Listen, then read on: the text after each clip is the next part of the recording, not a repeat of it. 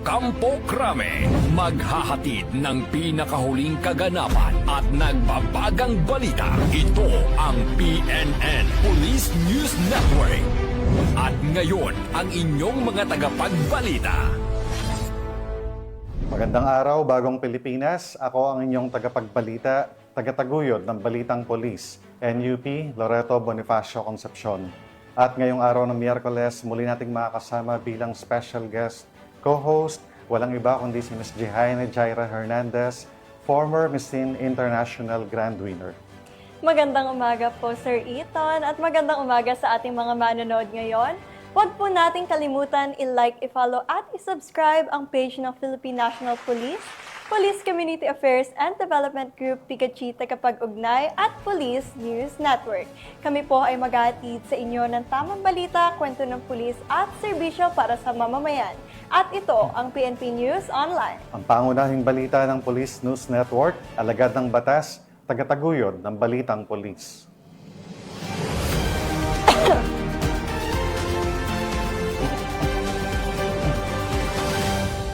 Narito ang mga balitang hatid ng ating PNN correspondents mula sa iba't ibang panig ng bansa.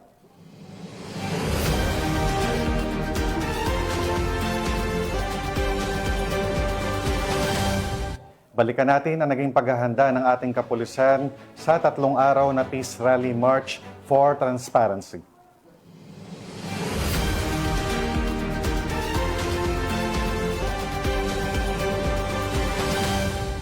Dahil sa pagtutulungan at pagkakaisa ng mga nagkikilos protesta at mga otoridad, naging mapayapa ang Peace Rally March sa Quirino Grandstand. Patrolwoman Aiza Corpus sa balita. Sa pagpapatuloy ng mga kaganapan sa pagdaraos ng 3-day rally ng Iglesia ni Cristo, ay muling nagtipon-tipon ang mga miyembro nito at mas patuloy pang dumadami ang nagdadagsaang mga tao patungo sa Quirino Grandstand upang itaguyod ang kanilang layunin para sa transparency at mas maayos na demokrasya sa bansa. Nariyan din ang ating mga kapulisan na sa unang araw pa lamang ay maaga nang naglagay ng seguridad at nagsagawa ng masusing pagmomonitor upang matiyak na magiging maayos at mapayapa ang kabuuan ng aktibidad. Patuloy nilang binabantayan ang daloy ng mga tao at handa ring rumisponde sa anumang sitwasyon na maaring magdulot ng abala o panganib. Sa kanilang maagap na aksyon at malinaw na koordinasyon, naging maayos ang takbo ng unang araw ng aktibidad at nagbigay ng katiwasayan sa mga dumalo. Mula dito sa US Embassy Manila, ako ang inyong Police News Network correspondent, Patrolwoman Aiza Corpus, alagad ng batas, tagataguyod ng Balitang Pulis. Maraming salamat, Patrolwoman Corpus. PNP nagpahayag ng pasasalamat para sa maayos at payapang religious assemblies. Yan ang tinutukan ni Patrolwoman Sari Bernales.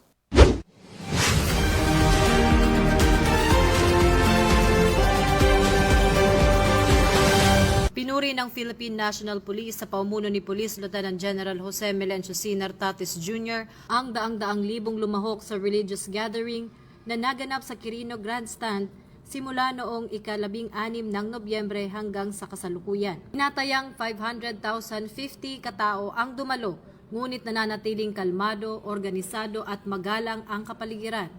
Ipinahayag ng PNP ang taus-pusong pasasalamat sa publiko dahil sa ipinapakitang disiplina, kooperasyon at pagsunod sa mga paalala sa kaligtasan na itinuturing nilang mahalaga upang mapanatili ang isang ligtas na kapaligiran para sa lahat. Binigyang pugay din ang mga pulis dahil sa kanilang profesionalismo at mahigpit na pagpapatupad ng maximum tolerance na sumasailalim sa matibay na halimbawa ng pinagsamang responsibilidad ng pulisya at komunidad. Nananatiling naka-full alert ang PNP kasunod ng matagumpay at mapayapang ikalawang araw ng pagtitipon. Hinihikayat ng pambansang pulisya ang lahat na ipagpatuloy ang pag-obserba sa mga safety protocols, manatiling mapagbantay at agad na iulat ang anumang kahina-hinalang aktibidad. Tinitiyak ng PNP na magpapatuloy sila sa pag-i-issue ng mga opisyal na updates upang mapanatiling tama at napapanahon ang impormasyon ng publiko at media hingil sa kasalukuyang sitwasyon dahil ito ang bagong PNP para sa bagong Pilipinas.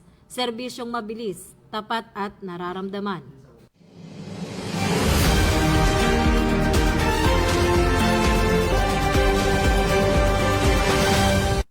Maraming salamat, Patrolwoman Bernales.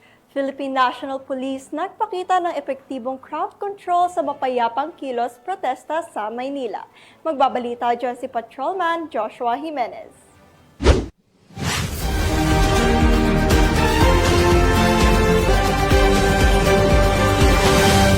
Magandang araw, Bagong Pilipinas. Narito ang Police News Express sa oras na ito. Sa kasalukuyan po, nandito po tayo sa Mendiola kung saan ipinakita ng pambansang pulisya ang pagiging profesionalismo at paghahanda sa National Peace Rally.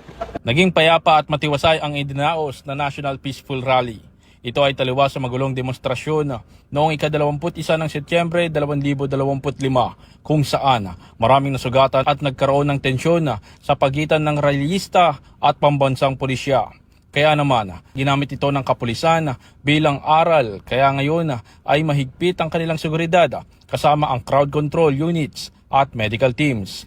Sa ngayon, nananatiling maayos at kontrolado ang sitwasyon dahil sa mas mahigpit na seguridad na ipinatubad ng Manila Police District, katuwang ang ilang mga police regional offices. Dahil sa maagang paghahanda, koordinasyon at disiplina ng mga dumalo, natapos ang rally ng walang anumang naitalang insidente. Patuloy namang nananawagan ang pulisya sa publiko na makipagtulungan sa mga otoridad sa mga susunod pang aktibidad upang mapanatili ang kapayapaan. Sa kasalukuyan, nananatili pa rin sarado ang Recto Avenue, Legarda, Casal Street at iba pang parte ng Mendiola. At para sa iba pang napapanahong balita, laging tumutok sa Police News Network. Ako po si Patrolman Joshua Jimenez at kami ang Bagong PNP para sa Bagong Pilipinas, serbisyong mabilis, tapat at nararamdaman.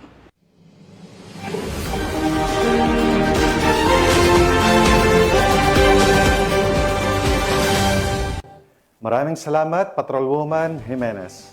Patrolman Jimenez.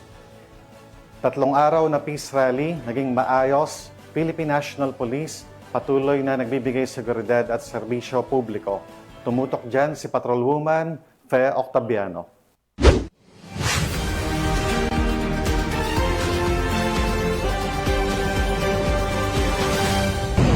Magandang araw, Bagong Pilipinas. Narito ang Police News Express sa oras na ito. Ngayon po ay ang 3 araw ng peaceful rally ng ating mga kapatid sa Iglesia ni Cristo. At tayo ngayon ay nandito sa EDSA Shrine at makikita po natin na wala pa namang namumuong pagtitipon sa nasabing aktibidad. Bagamat narito pa rin ang ating pambansang pulisya na handang tumulong para lang mapayapa at tahimik ang aktibidad na ito. Natapos ng mas maaga ang 3 araw na peace rally matapos itong isara sa loob lamang ng 2 araw. Sa kabila ng dagsa ng mga dumalo, nanatiling maayos at mapayapa ang daloy ng programa dahil sa tuloy-tuloy na presensya at serbisyo publiko ng ating kapulisan. Patuloy naman na nagbigay pa ng seguridad ang PNP upang matiyak ang kaligtasan at kaayusan ng lahat, habang ginagabayan ang publiko ng mahinahon at organisadong pamamahayag ng kanilang mga saloobin. Masasabi ko maayos naman siya at medyo hindi naman naapektuhan yung biyahe namin, tsaka maayos pa rin yung flow ng traffic. Yes. Kahit medyo may mga light lang na traffic pero hindi ganun ba. Tsaka mas maganda yung ganyan peaceful kasi para walang magkakasakit na at least may pahayag nila yung gusto nila pero sa maayos na pamaraan. Maayos pa rin po kasi kapag sa mga nagtatanong tatanong sila ng mas maayos, saka talagang kahit na may police, feeling safe pa rin talaga para hindi nagkakagulat talaga. Tsaka maayos talaga. So lang po sana na yung tahimik, yung hindi magulo para sa bawat isa walang magkaroon ng karahasan, walang masasaktan both side para maging maayos ko lang. Yung pagpatuloy lang po. Sabi ko lang yung sa pag-rallying peaceful, okay yun para marinig sila. Yung transparent, yung makita ng bayan na may nag-rally para sa mga Pilipino. Ang sa amin, naapektuhan kami, syempre nagkakaroon ng traffic, nagkakaroon sa mga customer na nandiyan dyan, gusto nila masundo sila pero hindi kami makadaan kasi yun lang siguro yung medyo pero dun sa rally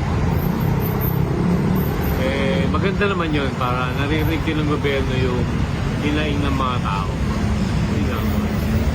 Sa mga otoridad, sa pulisan, saludo po kami dyan na talagang nagsiservisyo totoo sila. Marami rin sa ating mga kababayan ang nagpahayag ng kanilang pasasalamat sa mga pulis na patuloy na nagseserbisyo.